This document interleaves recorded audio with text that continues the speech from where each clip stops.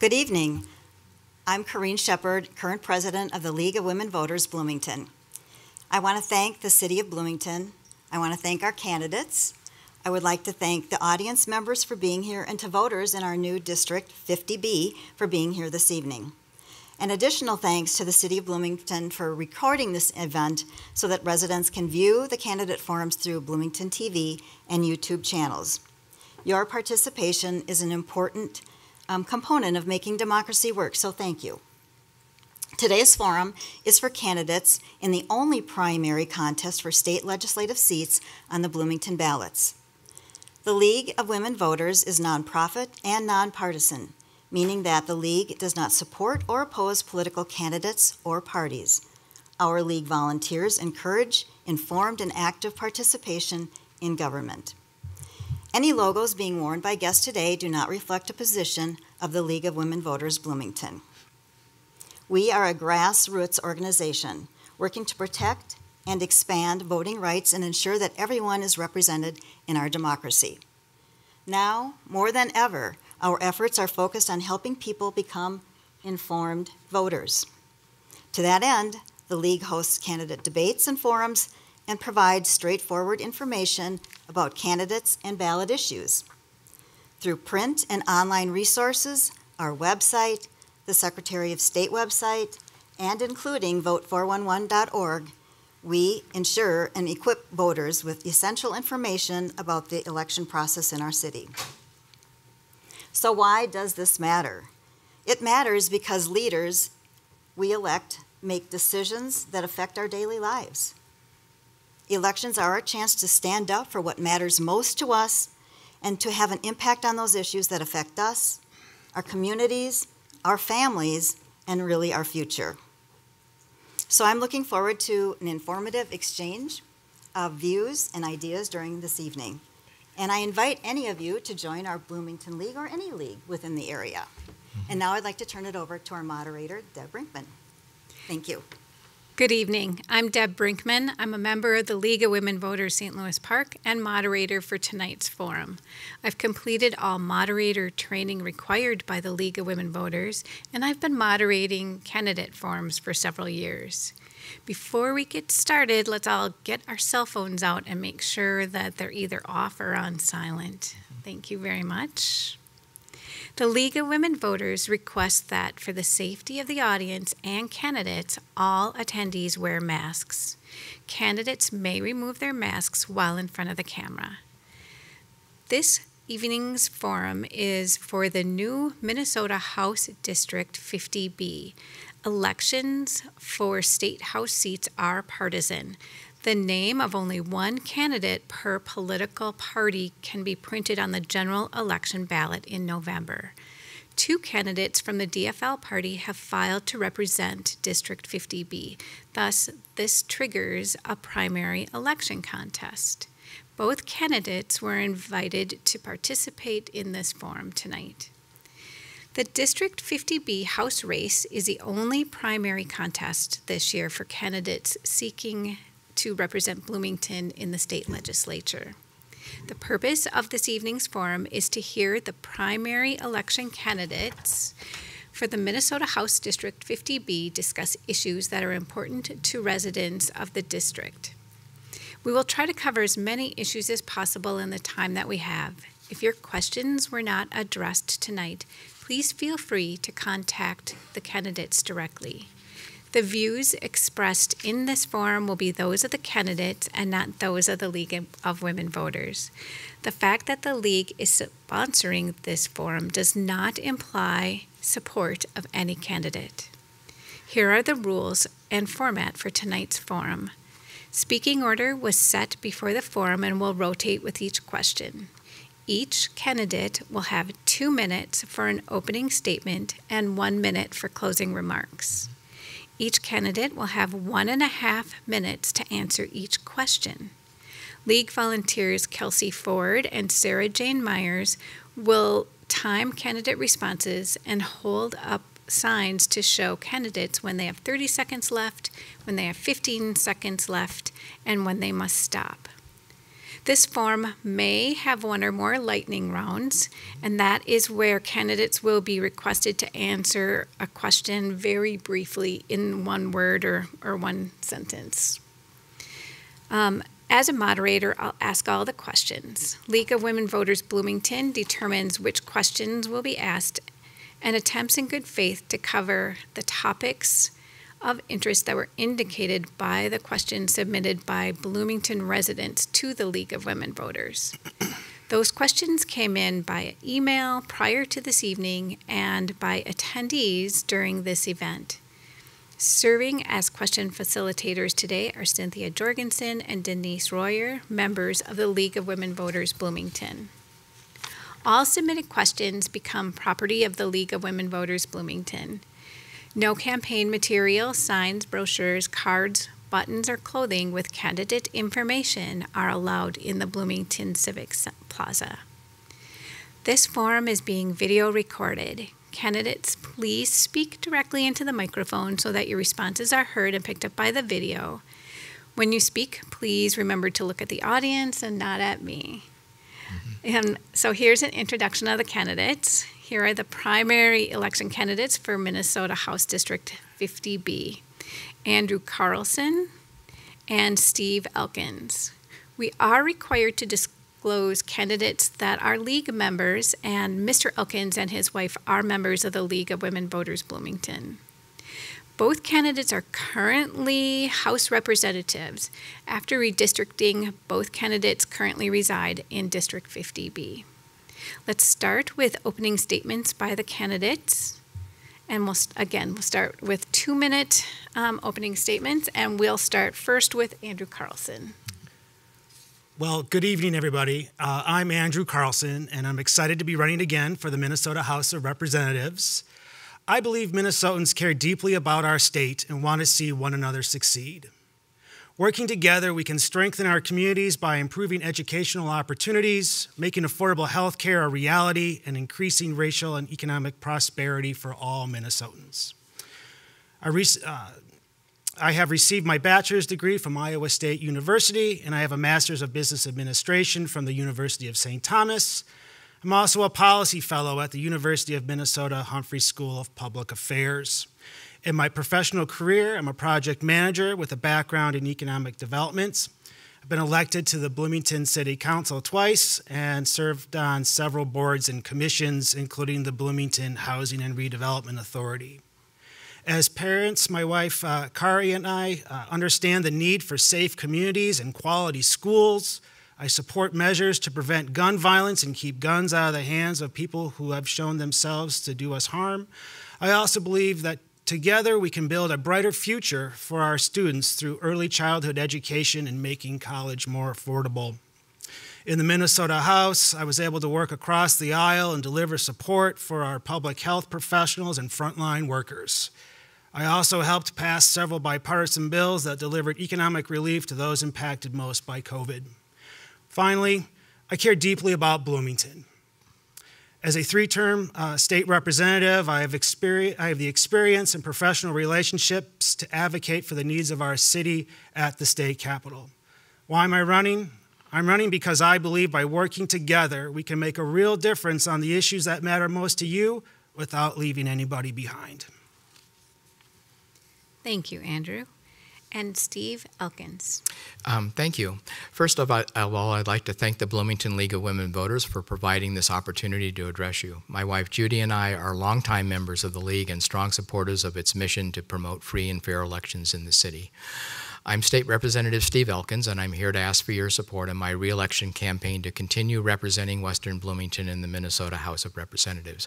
I have over 20 years of public service to the residents in Bloomington as a Planning Commissioner, Housing and Redevelopment Agency Commissioner, 3 terms as a Bloomington City Council member, and 2 terms representing Bloomington on the Metropolitan Council before being elected your representative in 2018. Throughout my public service career, I've been a public policy workhorse. I've always been the guy who did the research and brought forward the solutions. I was the guy, the city council member, who did the research that showed that Bloomington's pioneering workplace smoking ban would not put restaurants out of businesses, and when we passed that ordinance, Bloomington's restaurants thrived. When residents complained about speeding on our residential streets, I was a city council member who researched and advanced the conversion of our 4-lane streets to 3-lane and 2-lane streets that you see today, and as a legislator, I followed up on that work by passing a law that allows cities to reduce residential speed limits in my first year in the House. Today, I'm doing the heavy lifting on legislation that would expose the high prices of drugs and medical services, enact regulatory reforms to reduce the high cost of starter homes for a new generation of Minnesota families, reform the state's driver and vehicle services processes and fee structures to enable Bloomington to open a new driver's license bureau, electrifying our vehicle fleet to reduce greenhouse gas emissions, and protecting the privacy of your personal data. I love doing this work. It's a full-time job for me now, and with your support, I'll be able to continue with these and other initiatives. Thank you very much. Thank you, Steve. And for our first question, again, we'll go to 1.5 minutes for each question. We'll start with Andrew. Andrew, what will be the best means of working across the aisle in upcoming sessions? So, Minnesota loves divided government, and working in a bipartisan way is and how we get things done. And we have proven that in the past. The past 2 legislative sessions have been split, and we were able to get work done. So that primarily requires building relationships. And relationships require effort. I am a part of the Civility Caucus, which involves members from both the House and the Senate, and members from both parties, of course. So that's an opportunity for us to find common ground, right?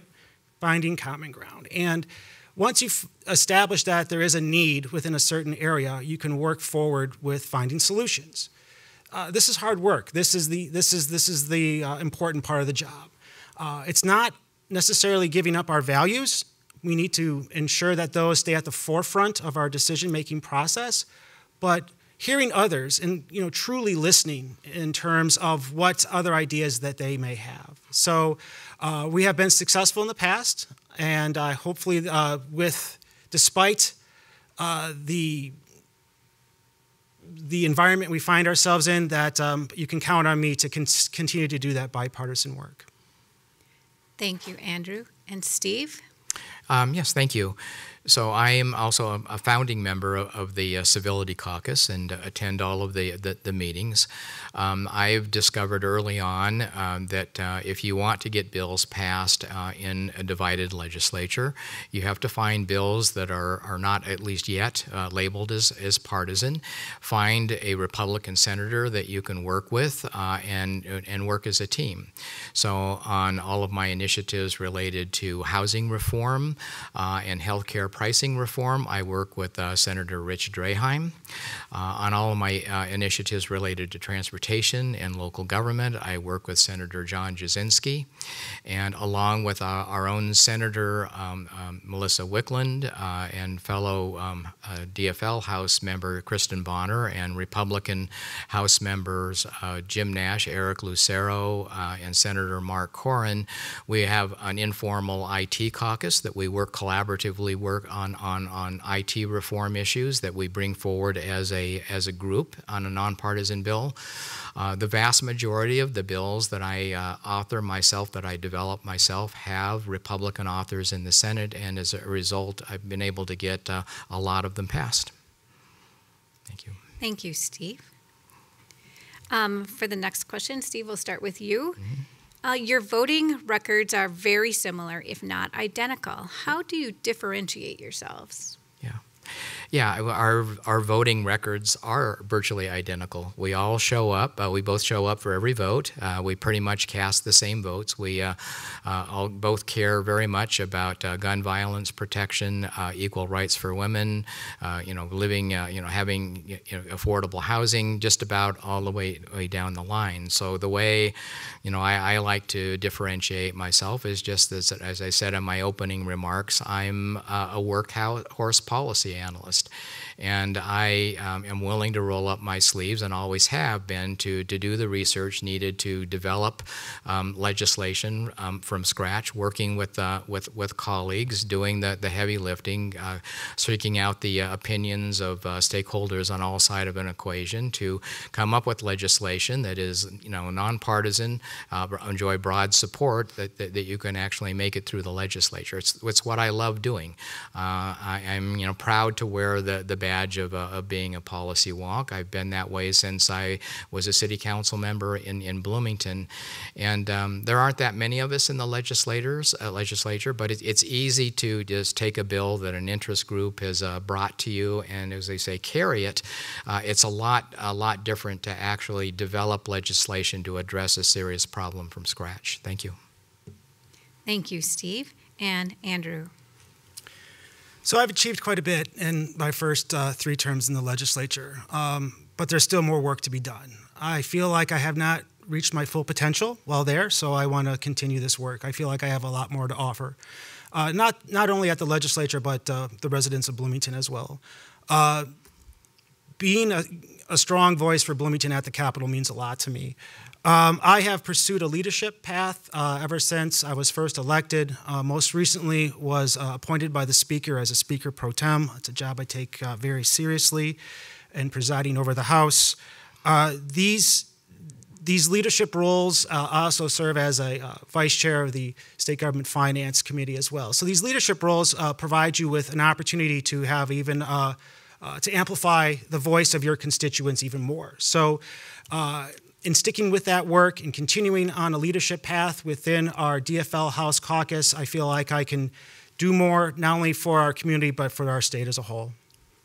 And I'll also add, since I've got 30 seconds left, a lot of this work, too, is helping our colleagues in more challenged districts win their races. Having served both in the minority and in the majority, I would love to stay in the majority. In order to do that, we need to help our fellow Democrats in those more challenging districts, and I've proven myself willing and able to do that hard work. Thank you, Andrew. And Andrew, we'll start with you for this next question. Are you in favor of Bloomington hosting the 3-month World Expo in 2027? And what challenges will Bloomington face if awarded the Expo? Yeah, this is really exciting. This is something I think at the legislature we can be champions of and help in promoting this world events come to our community.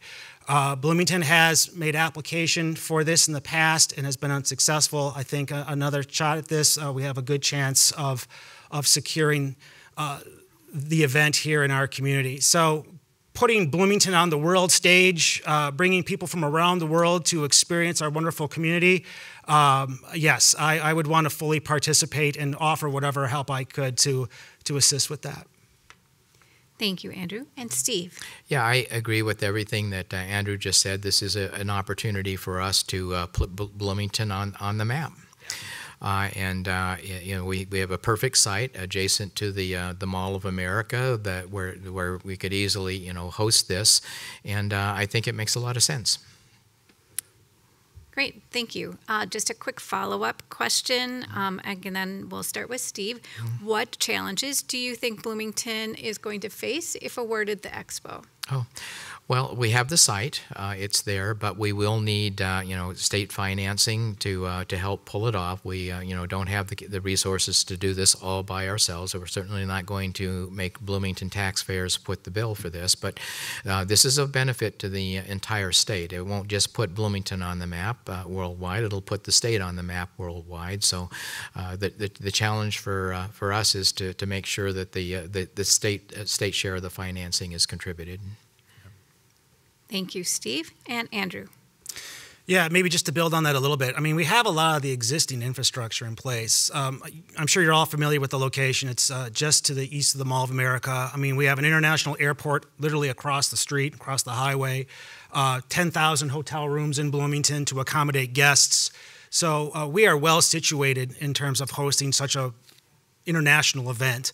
I would imagine there would be an ask before the legislature for some funding. I think that's something you're hearing from both of us that we would be willing to champion and chief author in terms of that request, and be pitchmen for ensuring that people understand the benefits not only to our community but to our state as a whole.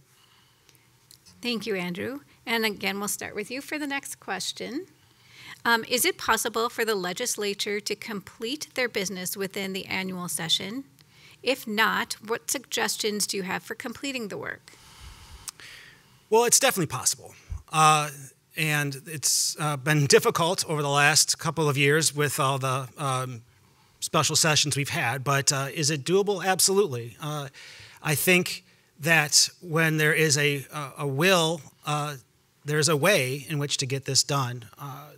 It's a matter of taking seriously the work at hand. Folks, we got a $9 billion surplus, and there's great need, not only in our own community, but throughout the state. And it's a real disservice to the residents of this state that those funds weren't made available. That's taxpayer money that's sitting in government coffers right now. And everything from early childhood education to prescription drug prices to our environment to clean drinking water, you name it. There's a multitude of excellent legislation that is on hold for reasons that leadership can't seem to resolve. So if and when a special session is called, I will be there to vote and make sure that those good bills get passed. Thank you, Andrew. And Steve? Yeah, this is the situation we find ourselves in right now is extremely frustrating, and it gets worse every year. I've been in the legislature now for 4 years, and at the end of each year, I tell myself, God, it can't possibly get any worse than this. And yet, every year, the next year, it is even worse.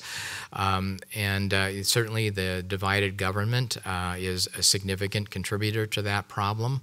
The House is doing its business. The Senate is doing this business. At the end of the session, you come forward into conference committees and you try and compare them, the two bills in each subject area, and reconcile the differences. But in this year, it's like there were no commonalities at all. It made it very difficult.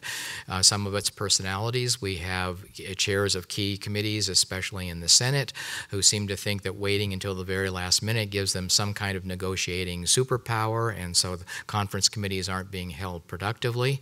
I've been active in the National Conference of State Legislators, which gives me a way to observe how things are done in other states. There are lots of other states that have sessions that are as short as ours or even shorter, but the one thing I notice is that those states, they do a lot more of their hearings, chewing up their bills between sessions and information hearings, and I think we need to do more of that so that we get more of our bills vetted even before we start the session. Thank you, Steve. And we'll start with you for this next question. Do the recent tax surpluses signal flaws in how we calculate state rates or tax rates? And if so, what should change? Yeah, so I would say that, first of all, a part of the problem in recent years is just that the economic situation has been so volatile. When the current budget was created, we were just going into the COVID pandemic, and projecting that state revenues were going to fall off sharply, and instead, because of all of the stimulus money that the feds produced, the economy actually did quite well, and so that resulted in revenues coming in much higher than forecast. In terms of changing things, I don't know if we can avoid something like that. I think having a robust rainy day fund, which we have, is a big part of the solution to create a buffer. And the major reform that I would like to see us make is to build inflation into the baseline cost of our budget. We don't. We know that costs are going up, and yet we've come to this situation out of an agreement that was 20 years ago, where we reflect the inflation of revenues. We do not reflect the inflation in costs. We know that teachers' salaries are going to go up every year. We ought to be building that into the baseline budget. Thank you, Steve. And Andrew. Well, I'll start by saying the last 2 years haven't exactly been predictable. And I think that applies to those that are looking at the models for these economic forecasts as well. So I think they've taken a very conservative approach, and that's why you're seeing the surpluses. It's been a bit of a wild ride. The good news is Minnesota is doing quite well. We have a $9 billion surplus. I'm going to try to say that as many times as I can tonight. But there's also great need out there, right? We know how that money can improve people's lives. Not only improve people's lives, but save lives, like literally save lives. So to focus on the financials of all this, I do serve on the tax committee, and with Chair Marquardt retiring and losing that leadership, it's a great loss to the state of Minnesota. But that being said, we do have amazing staff that provide for the data that we all are privy to in terms of looking at the numbers. I think that you'll start to see some stabilization. Obviously, inflation is a concern for all of us as we go forward. So there are a multitude of factors that will come into play with future forecasts, and it's just going to be a matter of making sure that we are taking the prudent measures in which to ensure our financial stability. Thank you, Andrew. And we'll start with you for this next question. What actions have you taken to address school funding? Yeah, education is important to me. I'd imagine it's important to all of us. And it is one of the biggest line items on the state budget. But also in the state of Minnesota, we have one of the largest disparities in terms of educational attainment between Black, Indigenous, people of color, and kids with disabilities. So improving the opportunity gap is clearly where a lot of those funds, I think, should be directed towards. Boy, this is such a broad question. I'm going to try to be succinct in my response. I mean, everything from putting more money towards mental health crises to providing for support staff within our schools, putting money towards the cross subsidy, putting money to make available towards our English learners, first-time English learners. So the need is great. In addition to that, now more than ever, I think students need our support. We also have a historic opportunity to fund education with a $9 billion surplus. So, I'll go on and on as hopefully there'll be some more questions with regards to education that get to some of the more specifics. But this is an area where we know that tax dollars can make a huge difference in our public schools. Thank you, Andrew. And Steve. Yeah, in the grand overall bargain that was negotiated among the governor, the Speaker of the House, and the House Senate Majority Leader, $1 billion was allocated for K-12 education, and the House DFL's caucus proposal for that was to put it mostly into relieving the unfunded mandate that school districts provide special education. It's about the size of what the school districts refer to as the cross subsidy. The amount basically that is coming from local property taxpayers to provide those special education services that are required by the federal government, but heretofore not funded at all by either the state or the federal government. There's also money in there to help schools bolster their mental health services. Surprisingly, Minnesota is one of the worst states in the country in terms of providing mental health support to its K-12 students. So I was very strongly supportive of those measures, and I'm hoping that we do get Cal back into special session so that we can pass that bill in particular. Yeah. Thank you, Steve. I'll start with you for the next question. What is the status of affordable housing legislation, and what is your role in it? Sure. This is an issue that I've taken a very strong interest in. And there are two sides to the affordable housing issue. One is the financial side. We are trying to secure as much money as we can. In the grand bargain, there was only $50 million to subsidize the creation of affordable housing. And I partner with fellow Representative Mike Howard, who will be representing Richfield. He's represented parts of Bloomington up until now as well on that issue. The issue where I've taken a real lead is addressing the regulatory reforms that need to be addressed. So last summer, you'll recall that the Star Tribune ran a big full-page story talking about how zoning regulations in the Twin Cities had fostered segregated living patterns over a half century. I put my heart and soul into a bill this year that would address those regulatory burdens. I've worked with Republican Senator Draheim on that bill, and with other members of our housing committee, especially the members of our Posse Caucus, the People of Color Caucus, who are working very hard to try and address these segregated living patterns through zoning reform. Thank you, Steve. And Andrew. So Minnesota has faced a housing crisis before the pandemic, and the pandemic unfortunately has made it even worse. We could do a lot for workers and families in Minnesota by addressing the housing crisis. We know that with the increase of inflation, that housing is probably the #1 expense that people face. So if we can look at ways in which to for example, one of the items in the tax bill was the renter's tax credit. That would go very far towards helping folks pay their rent. Not everybody's a homeowner.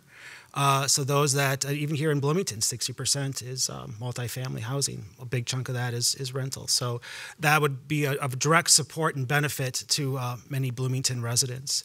In addition to that, there's another bill within the tax bill that would help first-generation homeowners, so families that have rented their entire lives, provide for a down payment to buy their first home and encourage home ownership.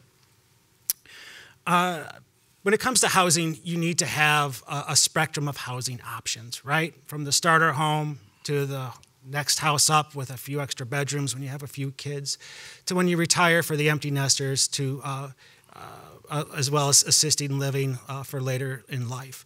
So we are very fortunate here in Bloomington to have that wide spectrum of housing options so that people can stay within their community and continue to thrive. Thank you, Andrew. And we'll start with you for this next question. What is your position on statewide ranked choice voting, and do you plan to take any action related to your position? Yeah, this is a big one. We need to strengthen our democracy, and ranked choice voting really kind of stands at the forefront, I think, in terms of addressing that concern. Obviously, we have approved by referendum ranked choice voting here in Bloomington and had our first election this last year to great success. Mm-hmm. And that will, of course, continue into the future.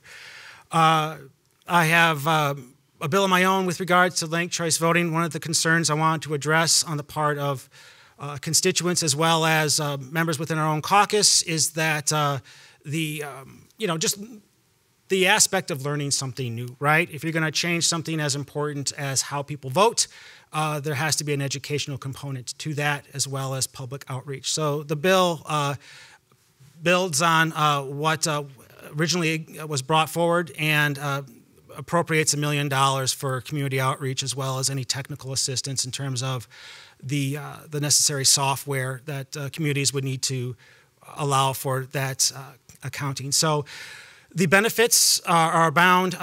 Looking at the audience here today and just knowing that Bloomington residents have a good sense of what those benefits are in terms of strengthening our democracy and improving voter access, it's a pursuit that we will continue into the future and will support going forward. Thank you, Andrew. And Steve. Yeah, I have been an advocate for ranked choice voting for about 20 years now.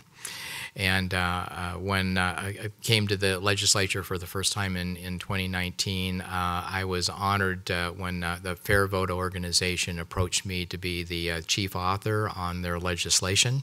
The bill that first year would simply have expanded the right of additional cities who weren't charter cities to use ranked choice voting. This year, our bill would extend ranked choice voting statewide for all constitutional offices, congressional offices, and local governments. Ranked choice voting is it expands the breadth of viewpoints that can be expressed in the marketplace. It is the antidote to bullet balloting for getting extremist candidates on the school board.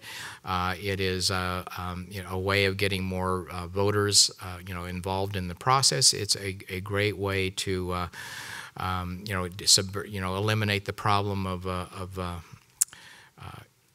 what is called strategic voting or wasted voting syndrome, where people vote for the least bad candidate they think they can get elected instead of the candidate that they really want. So I will continue in my role as chief author of this legislation, and will do so until it passes.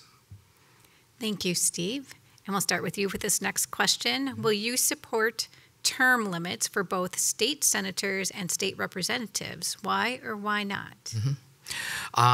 When I was younger, I was a proponent for term limits, but in my 20-plus years of public service, one of the things that I observed along the way is that any time a governing body was subject to frequent turnover for one reason or another, that those organizations ended up in processes that were completely staff-driven, because all of the institutional knowledge in the organization resided in the staff, and the new members of the governing body were always, climbing the power curve, and nowhere was that worse than my 8 years in the Metropolitan Council. I came to that position having served on Metropolitan Council advisory committees before and knowing something about the organization and its processes. But for people who were coming onto that body from scratch, the learning curve was enormous. It was the most staff-driven organization that I have ever participated in.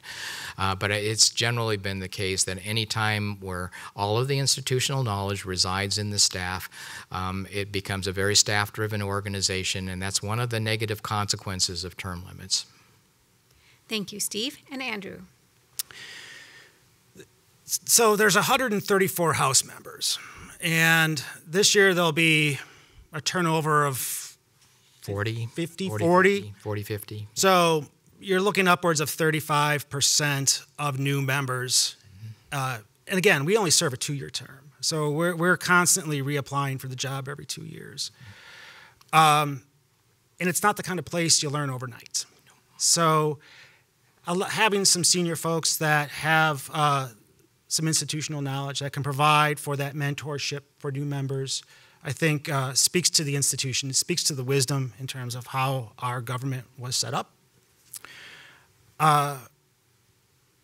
Another aspect that worries me with term limits is at some point you would have your government run by lobbyists.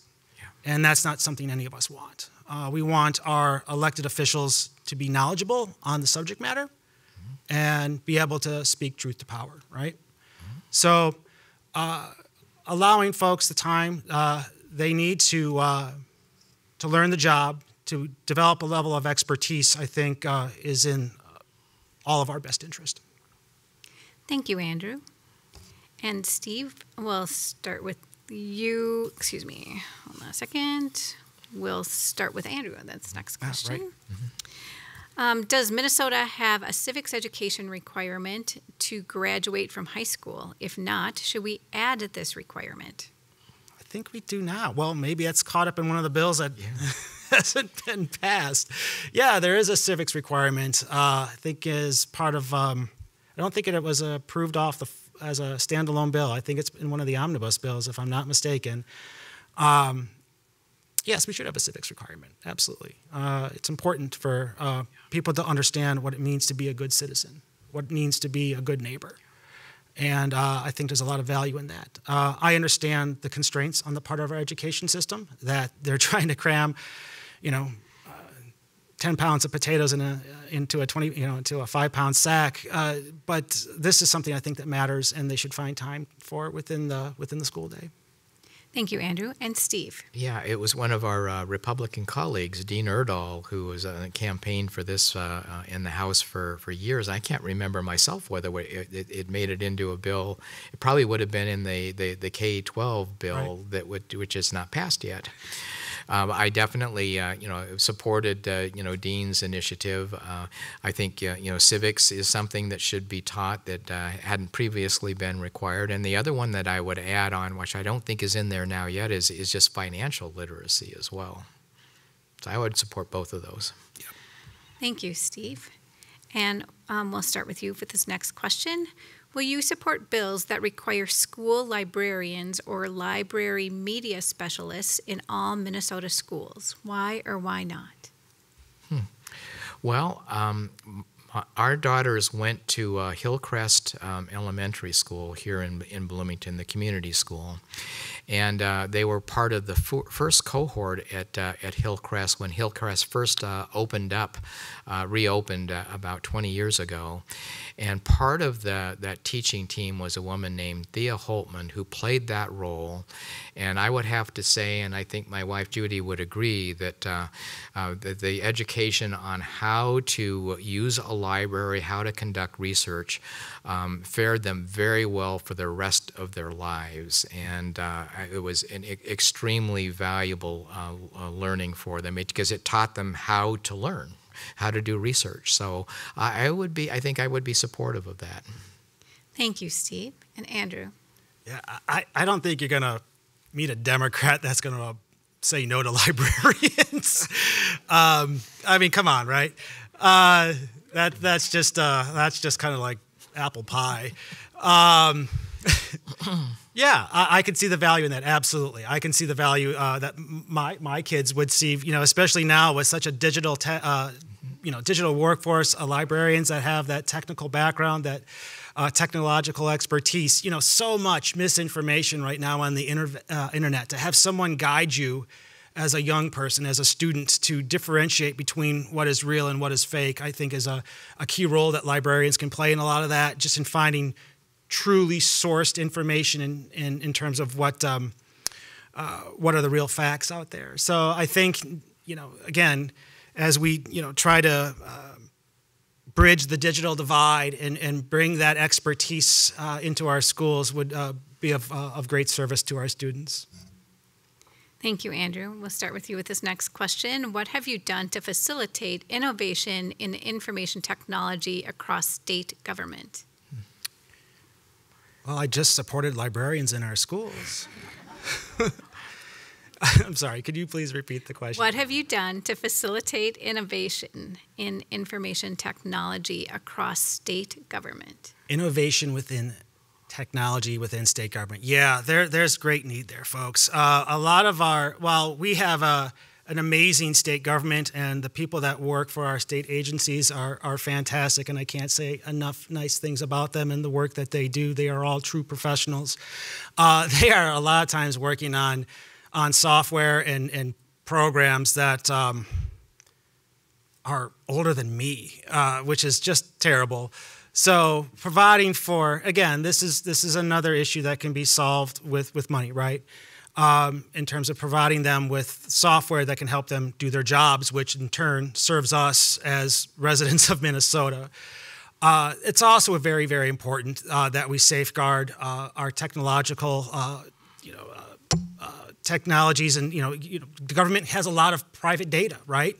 And that needs to be kept safe. So ensuring that hackers can't get into our systems and steal that information, I think, is also vitally important. So, and then we can go on further and talk about the importance of that, even with elections integrity too, in terms of the software that's being there. So, great question, one that would, I think, lend itself to way more than a minute and a half response. Thank you, Andrew. And Steve. Yeah. When I was first elected to the House, I thought that the biggest value I would bring to the table was my 20+ years in local government, and I serve as the vice chair of the local government committee today.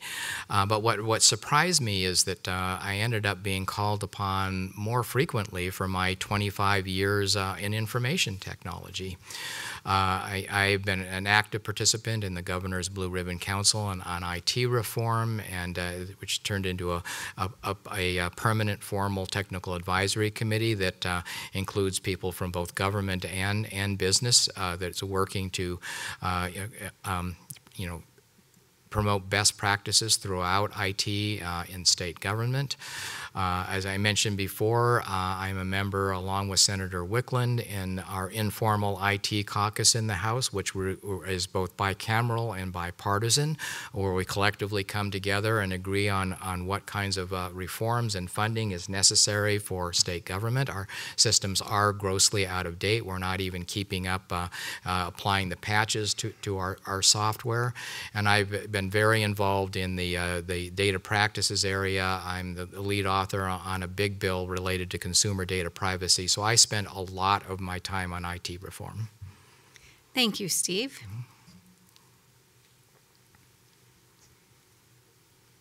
All right, and the next one we'll start with Steve. What can the legislature do to distribute liquor and hotel tax revenue equitably throughout Bloomington? Throughout Bloomington, these are major revenue sources for the city, and for like forever, the city has had a strategy of leveraging its proximity to the airport to promote tourism within the city. It was a big part of the strategy of building the Mall of America.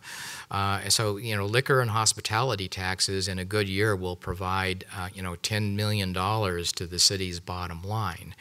And some of those revenues, I think what the question is getting at is that some of those revenues are dedicated to be spent only in the Mall of America area for things like redevelopment.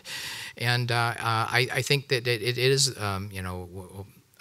valid to question whether maybe that some of that revenue should be go into more of that revenue go into the general fund to support other general operations for the city. Thank you, Steve. And Andrew. Right. So, we've got 10,000 hotel rooms here in Bloomington, and we do generate quite a bit locally in terms of our liquor and lodging tax. Again, I think what the question is getting towards is how those funds are dedicated towards specific areas within the city and making them available more citywide. This would be good to have the council, weigh in on this as well. But to the question of how we could address this through the state legislature, I guess I would just start by saying I believe in local control. I believe in the decision making on the part of our mayor and city council to address this concern, or to address the issue if it needs to be addressed. But so I'm not so sure if this would come before the legislature in a way, but again, would advocate for local control in terms of addressing issues such as local liquor and lodging taxes. Thank you, Andrew. And we'll start with you with this next one. Sure. What role can the legislature take in improving community police relations and in police reform? Okay, so good question, and I'll try to be succinct in this with the 90 seconds we've got here. So we passed an amazing public safety bill off the House floor, and even just anticipating that such an important question would come up, I wanted to kind of get my facts straight. So the DFL put forth $100 million in public safety this past legislative session, which would provide funding, tools, and collaboration needed to keep people safe. The bill includes crime prevention funding to recruit police officers to build trust in the communities they serve, training to ensure police officers have the proper training in the use of force, duty to intercede, and conflict de-escalation. It also includes funding for transparency and accountability measures in the Police Officer Standards and Training Board, crime investigation grants, the opioid crisis. Let's not forget that that's still a major issue. It hasn't gone away because of COVID. It's still ever present. We puts funding available for opioid epidemic crisis response, as well as funding for police officer body cameras. So this is an amazing piece of work put together by Chair Mariani. And it's one of the, again, another one of these lost opportunities to really bring forth some, not only the needed funding, but also the needed accountability within public safety. Thank you, Andrew. And Steve. Yeah, I think Andrew did a good job of describing our bill. I think the key differentiator is that if you compare our House bill with the Senate bill, is that our bill had a lot of emphasis on rebuilding police community relations. The Senate had none of that, and the House bill was more of focused on prevention, whereas the Senate bill was just nothing more than lengthening sentences and being tough on crime. And the discussion this year led me to seek out and read a nonpartisan House research report that addressed this issue. Is what is the most effective way to prevent or to deter crime? And the answer was that longer sentences don't really do much. If somebody's facing a term of 5 years versus 10 years, they probably don't even know what the term is, and what they're most concerned about is whether they were going to get caught or not. So I'm not a public safety expert, but I am a data expert, and so I was pulled in to convene a group of state and local law enforcement officials to look at the question of how could we better improve our data. And the result of that, there was a provision in our bill that would have created a task force to look at the gaps in the crime data that we're collecting as a way to head off, identify patterns, and head off crimes in the future. Thank you, Steve. And the next question, we'll start with you. Carjacking has a potential to infiltrate Bloomington. What actions, if any, can the legislature take to curtail this crime? Yeah, I just build on my last answer. One of the gaps that we identified when we were collected into this group was that if a youth offender comes into the system, they are generally directly referred to the juvenile justice authorities, and no arrest record is then corrected or created until that juvenile is brought forward to arraignment, maybe days later. And so we identified a need to make sure that those are being recorded at the time that they're first arrested, because what was happening with some of these kids who were doing all the carjackings is that they would be arrested, referred to the juvenile justice authorities, and then released without any record being created of their arrest, which left them free to go out and do one carjacking after another for a period of weeks. So if we can get our bill passed into law and it creates this task force, gaps in the data that especially related to carjacking would get plugged, and we'd be able to apprehend these people much more quickly. Thank you, Steve. And Andrew. Yeah, we're not immune to crime here in the suburbs. It's not just a problem for the Twin Cities. So, community policing has a role to play in this, right? This is something where again, things such as after-school programs for our students and teens, keeping them active, providing them opportunities other than put all that energy towards something positive. Community policing is another piece of that. What we offer our youth in terms of alternatives to crime, right? And that's a community-based issue that I think we can all play a role in. We heard several bills in the Commerce Committee, in terms of catalytic converters, what we can do in terms of youth interventions and so forth. And there are models out there that can serve as a means to disrupt this behavior. It's early on in the summer, and time will tell to see if behaviors have changed from what we've seen in the past, but this is where I think the community can get involved in terms of making sure that our youth are engaged in activities that are a positive for our community as opposed to a negative. Thank you, Andrew. This will be our last question before we go to closing remarks. And Andrew, we'll start with you. What is your most important accomplishment while serving in the House? Well, I've achieved a lot in the 3 terms I've been there. And my focus has always been on meeting the needs of families and workers. That's how I approach my work. Over the course of my political career, both on the city council as well as within the legislature, I have literally knocked on thousands of doors. I probably have knocked on everybody that's listening and everybody in this room's door. And when you show up at somebody's house, uninvited and unannounced, it's an extremely humbling experience because you get to hear firsthand what's going on in people's lives. And it's everything from the fact that people are paying 40% of their income for childcare and having to make the impossible decision of, do I quit my job to stay home with my kids, or do I leave them home unattended? Looking at the cost of rent and what that means in terms of having a community to where so many people work within our community but can't afford to live here, right? So it's addressing those basic needs, those kitchen table issues. So I am laser focused on what matters most to you without leaving anybody behind. Thank you, Andrew. And Steve.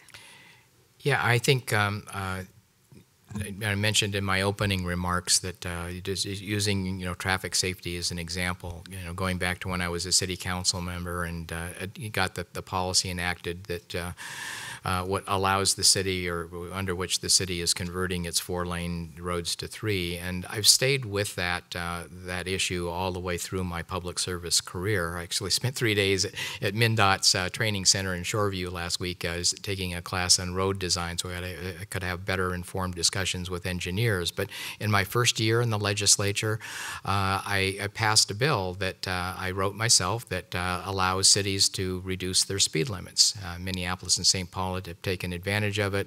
Bloomington is in the process of doing that now as well. So it's a good example of an issue where I've taken the research and seen legislation or an ordinance in the city, a legislation through to completion.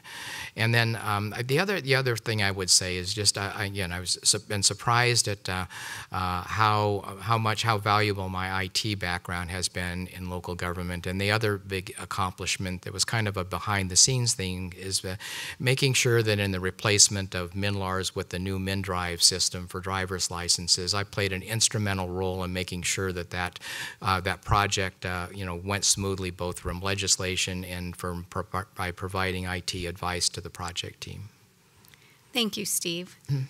That is all the time that we have for questions this evening. So we'll proceed to closing remarks, and they will be 1 minute each.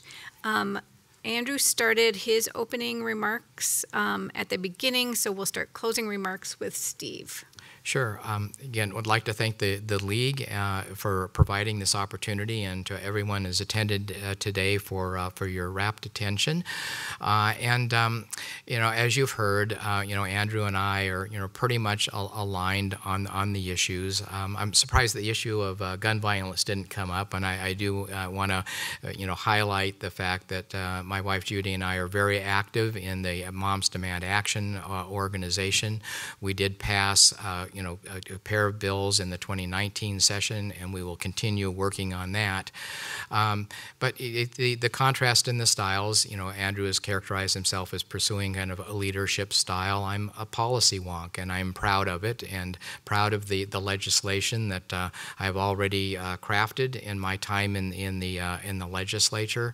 I love what I'm doing, and would like to continue doing this kind of serious policy work on your behalf. Thank you. Thank you, Steve. And Andrew, your closing remarks. A heartfelt thank you to the Bloomington League of Women Voters, and for all those that are here today. Thank you for taking time out of your busy lives to be with us. This is truly democracy in action.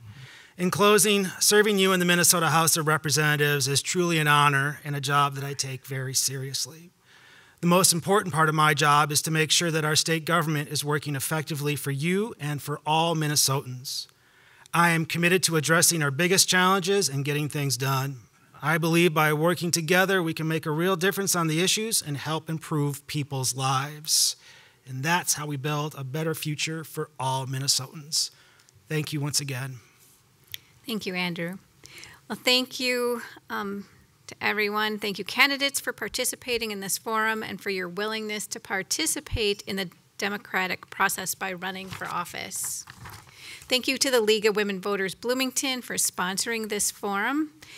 It's been recorded in its entirety and can be viewed unedited on YouTube. Links will be posted on the City of Bloomington website and on the League of Women Voters Bloomington website. It will also be rebroadcast on Bloomington Cable TV until primary election day. Thank you to future online and cable TV audiences. Remember to vote on or before Tuesday, August 9th. For more information about registering to vote, voting early, and voting in person, visit the Minnesota Secretary of State's website, www.mnvotes.org. To our audience, you're invited to visit informally with the candidates and league members immediately following this forum. This concludes tonight's forum. Thank you, everyone. Thank you.